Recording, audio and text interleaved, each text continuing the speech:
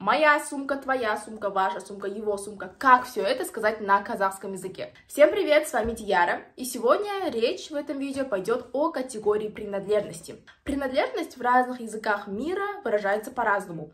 Например, в русском языке при помощи притяжательных местоимений. Мой, твой, наш, ваш, его, их. Моя сумка, твоя сумка и так далее. А в казахском языке это делается немного по-другому, а именно при помощи окончаний. Есть специальные окончания тәуелдік жалғау, притяжательные окончания, о которых сегодня и пойдет речь. В этом видео я попытаюсь вам кратко и понятно объяснить тәуелдік жалғау, так, чтобы вы наконец-таки поняли, что это такое. Для этого нам будет необходима всего лишь одна таблица, которую вам нужно будет понять и выучить. Кстати, если вы хотите поддержать мой канал, вы всегда это можете делать. В описании к этому видео будет номер банковской карты. Ну а мы давайте начнем. Вот таблица, которая нам необходима. Сейчас я ее увеличу. А вот и увеличенная таблица. В нашей таблице всего 2 столбца, и сейчас я вам расскажу, как с ней работать и как ее понимать. В первом столбце у нас лица, а именно притяжательные местоимения. Например, первое лицо, единственное число миның, мое.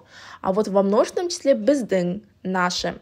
Во втором столбце у нас уже идут окончания, которые необходимо добавить к каким-либо словам. Например, если вы хотите сказать «моя улица», вы берете слово «улица», это «куще», и добавляете вот это окончание «м». Тогда будет «кущем».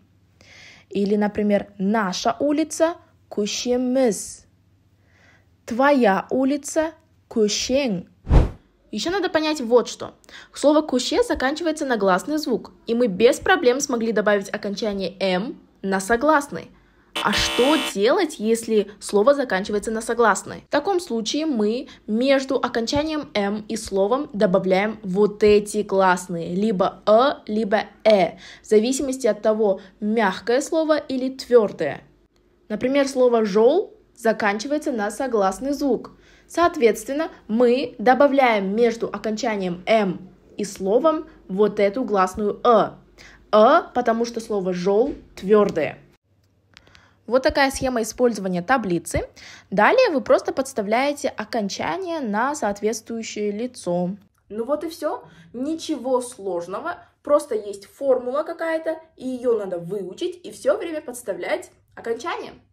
Ну а я с вами прощаюсь до следующего видео, поэтому не забудьте на меня подписаться и поставить лайк.